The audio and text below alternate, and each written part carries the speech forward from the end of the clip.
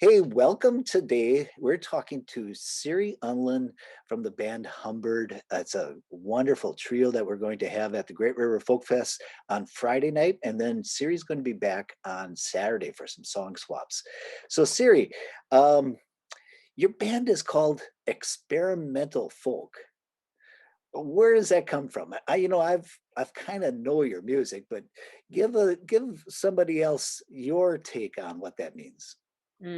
Well, I like that it's never quite clear what it means when you say experimental. So me and my bandmates like to always have a little element of surprise in what we do, but mostly we just found that calling ourselves folk musicians was like frustrating for people who were really steeped in the folk tradition because often we incorporate elements of improvisation and jazz and electronics that someone who's maybe expecting, old time folk would maybe like a heads up about.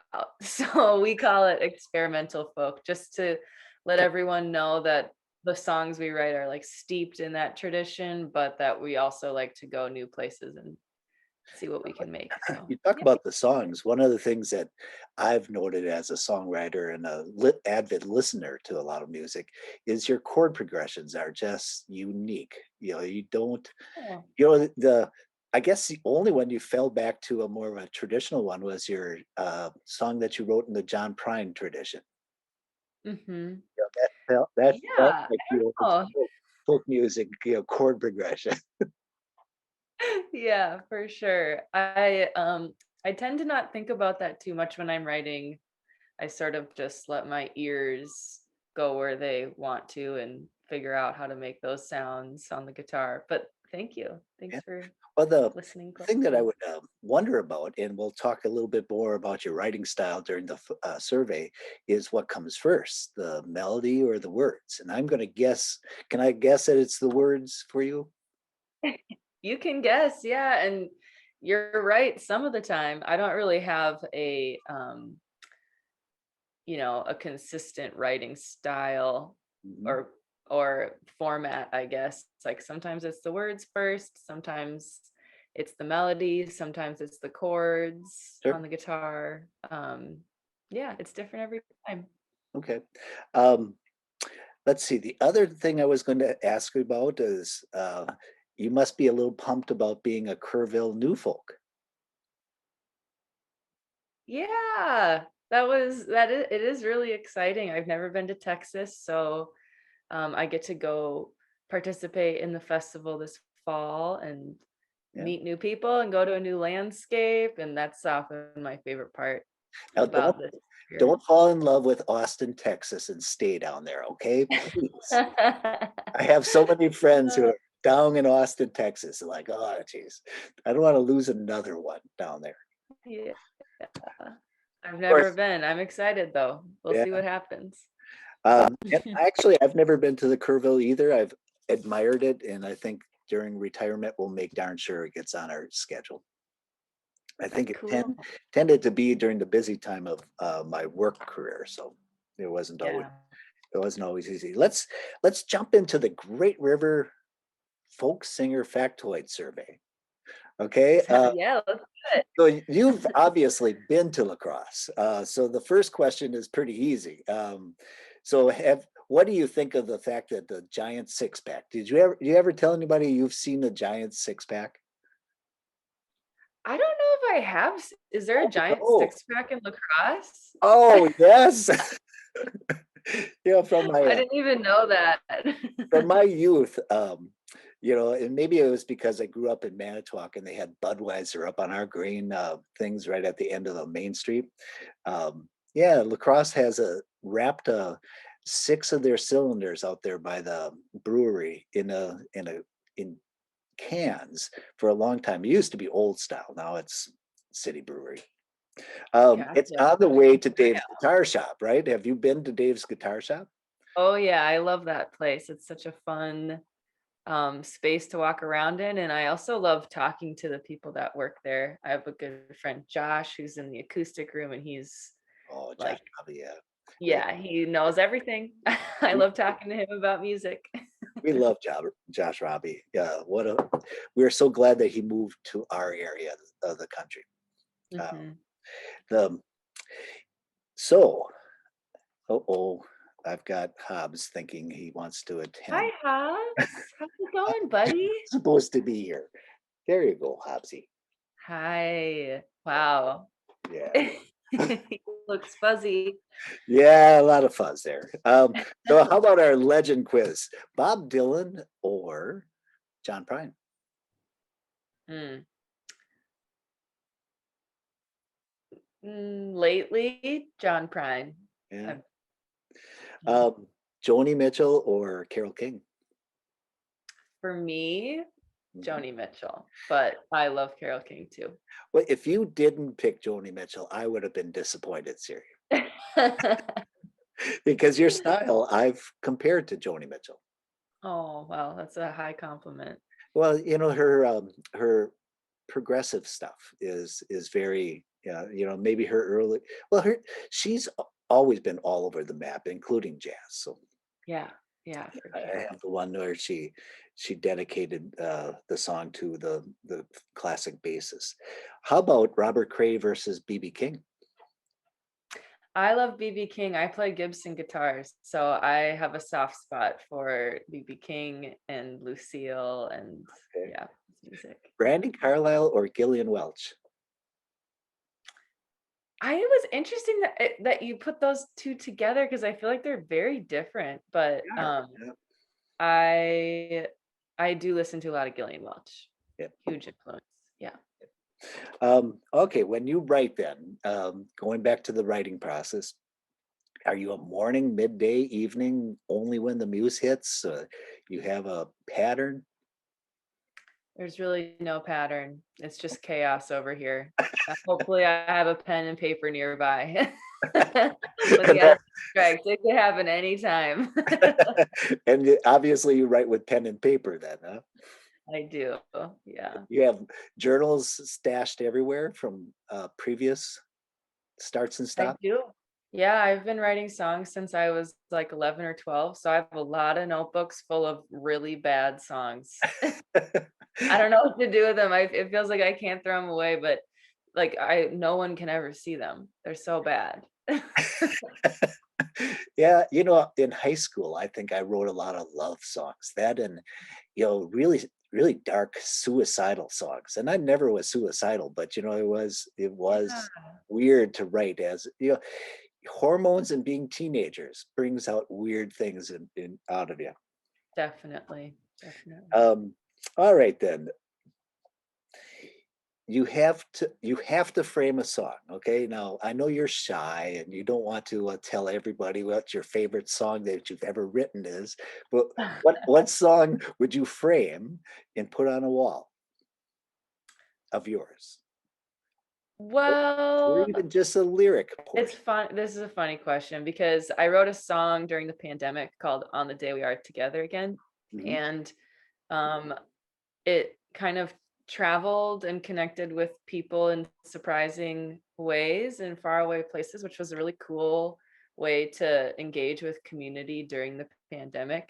And as a result, I ended up printing off the lyrics and sending them to people who asked. And I know that they are Frame. in frames on at least my mom and my grandma's wall, and maybe a couple other people too. But so there, that song is already framed in a sense, and I love that song. It's actually really derivative of a traditional Irish or just Celtic pub song. So even though I like wrote it and it's not, I didn't intentionally steal the melody from anywhere in particular, it doesn't really feel like my song. It feels like an older song that came from somewhere else. So Well, probably that one. you did that with postcards as well. It had that Celtic feel to it. Postcard, Yeah. and Yeah, I lived over in Ireland and Scotland for a little while and studied music and storytelling there, and that tradition is very much a part of the oh, work that I do today. Yeah. yeah, and I do love the fact that that video when you first posted it, I love the song from the get go, but then I think Yep. only 40 to 50 seconds in there, somebody made a noise upstairs. I think Yeah. you even kind of like flinched right there. Right there. Well, I spent the pandemic living with um, 4 other adult humans and 2 cats.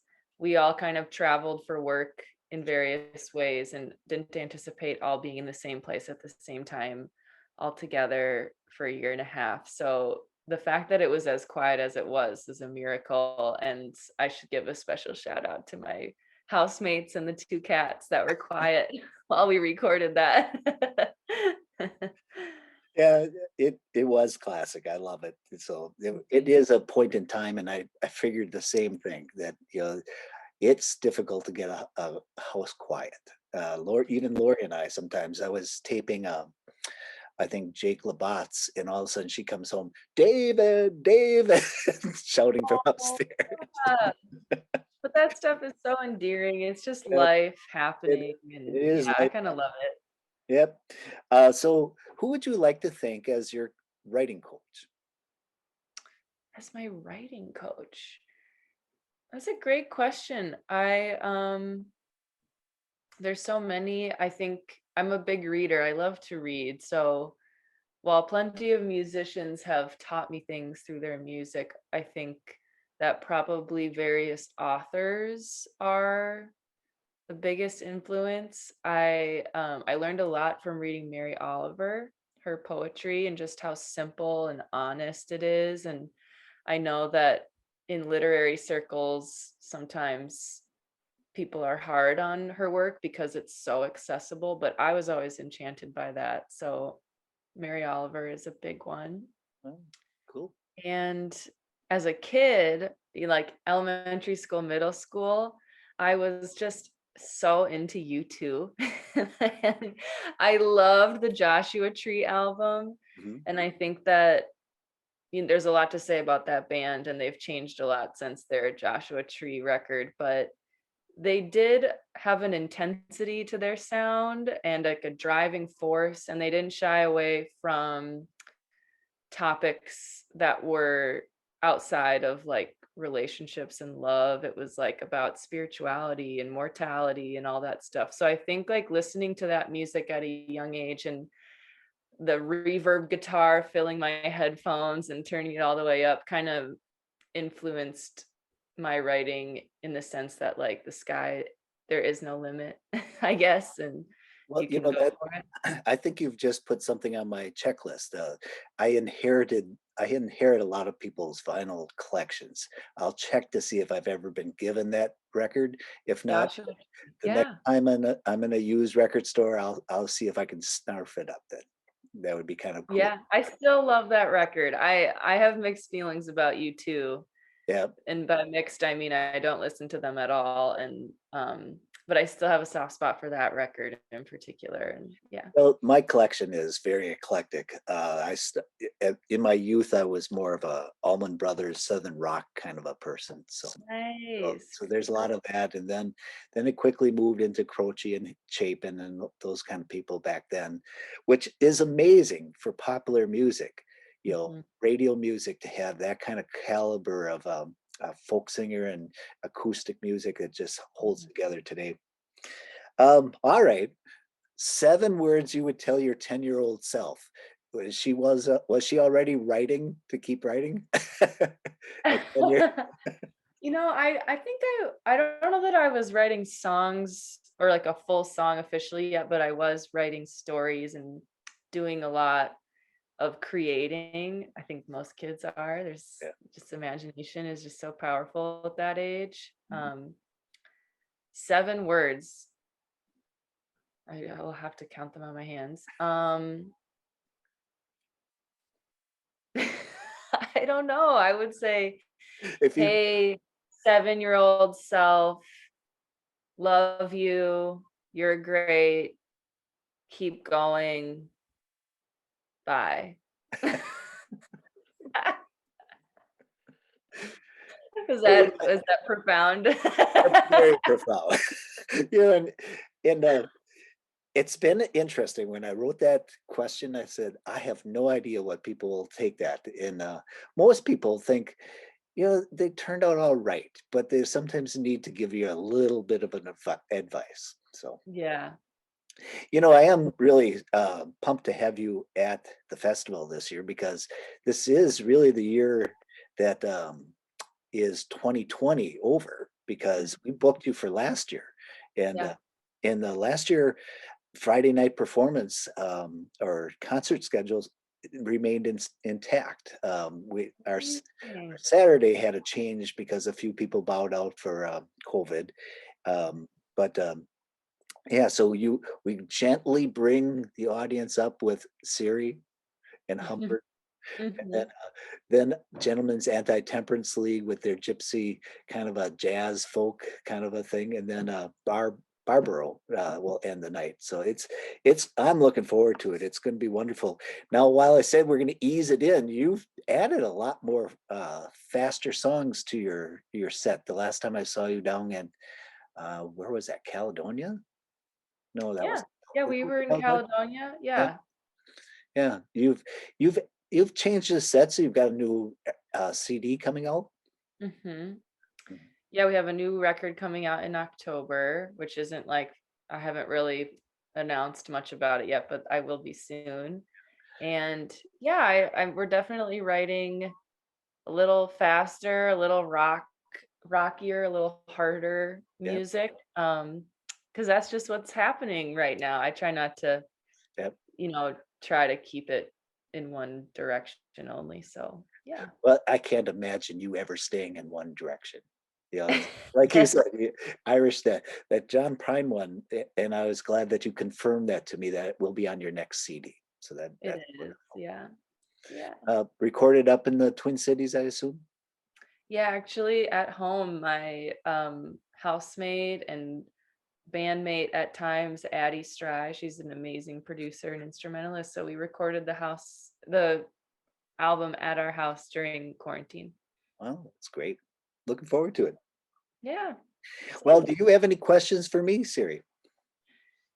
Um, have you used that dartboard behind you recently?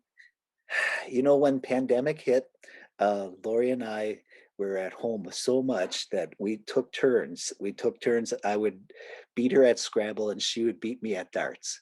And, and that's just reverse from what you'd expect. Of course, That's awesome. I cheated at Scrabble, and she just got lucky. That's all. She got lucky at darts. At darts. Well, tell Lori I'm excited to play darts with her sometime soon.